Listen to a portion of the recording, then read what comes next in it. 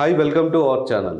ఇటీవల జరిగిన మేడారం జాతరలో ఒక యూట్యూబర్ చేసిన పనుల వల్ల ఒక మహిళను పోలీసులు అరెస్ట్ చేశారు. వివరాలు ఏమిటో తెలుసుకుందాం. శివన్ కుమార్ గారు. Hi sir. ఓ యూట్యూబర్ ఏంటి, అసలు ఆ మహిళ అరెస్ట్ కావడం ఏంటిది అసలు దీని వెనకాల ఉన్న రీజన్స్ అన్నీ ఏంటి? నిజంగా కూడా మన అడవి బిడ్డలంటే, గిరిజన బిడ్డలంటే అమాయకులే, కల్లా కపటం కల్ముషం లేనట్టు వ్యక్తులు. ఏదడినా కూడా నిజం చెప్పేస్తారో ఏమి దాచుకోకుండా. అదే ఇప్పుడు కొంపముచ్చింది గిరిజన బిడ్డకు. ఈ వివరాలు ఏంటంటే, భూపాలపల్లి మనకు తెలుసు మేడారం జాతర జరుగుతుంది. భూపాలపల్లి ములుగు ఆ ప్రాంతం అంటే అడవి దేవత మన మేడారం జాతర, మా సమ్మక్క సారక్క జాతర జరుగుతుంది. ఇంకా కూడా ఉంది, అయిపోలేదు. అయితే ఇప్పుడు అక్కడ ఒక గిరిజన స్త్రీ అడవి మూలికలను తెచ్చుకొని అక్కడ ఏదో అమ్ముకుంటుంది. మనకు తెలుసు ఈ మధ్యకాలంలో వాటి మూలికలు అవన్నీ వ్యాపారం కానీ ఇట్లాంటి తక్కువైనప్పటికీ మొదటి నుంచి కూడా మన వైద్యం అంతా కూడా అడవి ఆ వనమూలికలతోటే ఉండేది. ముఖ్యంగా మనం భద్రాచలం ఈ ఏరియాలో వెళ్ళినప్పుడు ఈ వనమూలికల్లో అమ్మేటువంటి సంతల్లో కానీ రోడ్డు పక్కన కానీ అమ్ముతూ ఉంటారు. వాటి నీళ్ళలో వేసుకొని తాగితే వేడి తగ్గుతుందని, మోషన్ తగ్గుతుందనో, లేదా మోకాళ్ళకు గుజ్జు పెరుగుతుందంటూ ముఖ్యంగా వాటి మీద ఎక్కువ నమ్ముతారు. మోకాళ్ళలో గుజ్జు విషయంలో కానీ ఇట్లాంటి విషయంలో ఆ మూలికల వైద్యాన్ని నమ్ముతుంటారు.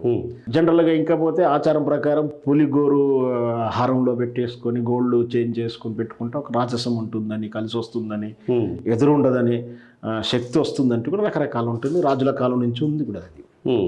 అయితే అట్లనే భూపాలపల్లి చెంచుగూడకు చెందినటువంటి లక్ష్మి అనే ఒక మహిళ ఈ మేడారం జాతరలో పొట్టకూడ కోసం సరే ఆ వృత్తి ప్రకారం ఆ 4 వనమూలికలు అమ్ముకుంటూ ఆ అడవి సంపదను అమ్ముకుంటూ అక్కడ పెట్టుకుంది.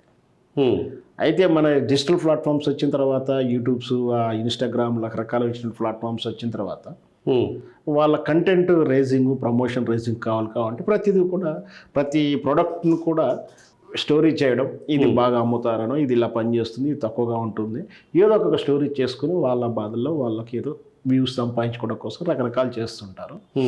ఇట్లా ఉత్సాహికంగా ఒక యూట్యూబ్ ఛానల్ ఆమె దగ్గరికి వెళ్ళి ఆమె ఏమేమి అమ్ముతుంది, ఏమేమి వస్తువులు ఉన్నాయని అడగడం, ఆమె ఉన్న విషయం పాపం అమాయకంగా చెప్పేసింది. అక్కడ ఏంటంటే అడవి సంపద మీద అడవి జాతి బిడ్డలకి హక్కు ఉందని మొదటి నుంచి కూడా అది వాదనమ్మ గిరిజనులకు వస్తూనే ఉంది. ఆ భూములు కూడా విషయంలో కూడా గొడవలు జరుగుతూనే ఉంది. గత 100 సంవత్సరాల నుంచి ఈ గొడవ జరుగుతూనే ఉంది. బ్రిటిష్ కాలం నుంచి కూడా ఇదే ఉంది, అడవి సంపద వాళ్ళకి హక్కు ఉందని. రకరకాల చట్టాలు వస్తున్నాయి, మార్పులు రావాల్సి ఉంది, ఇంకెంతో వాదన ఉంది ఆ విషయంలో.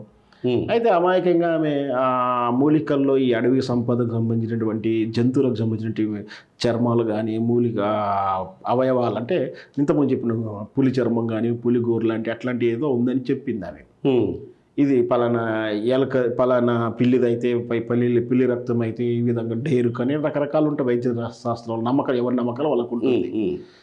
అట్లాంటివి ఏవో ఉన్నాయని అని చెప్పింది ఆ వీడియోలో.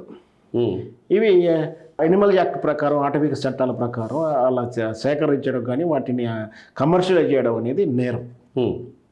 సో అందుచేత పాపం ఈ వీడియో కాస్త యానిమల్ యాక్ట్ వాళ్ళకు చేరడం, వాళ్ళు చర్యలు తీసుకోవడం, ఆమెను అరెస్ట్ చేస్తారు, కేసు పెట్టారని తెలుస్తుంది. నిజంగా కూడా ఇక్కడ అడవి చట్టాలని, అడవి సంపదను కాపాడాల్సిన బాధ్యత, గ్రీనరీని కాపాడాల్సిన బాధ్యత, అడవి అంతరించిపోతున్న జాతులను కాపాడాల్సిన బాధ్యత మన అందరికీ ఉంది.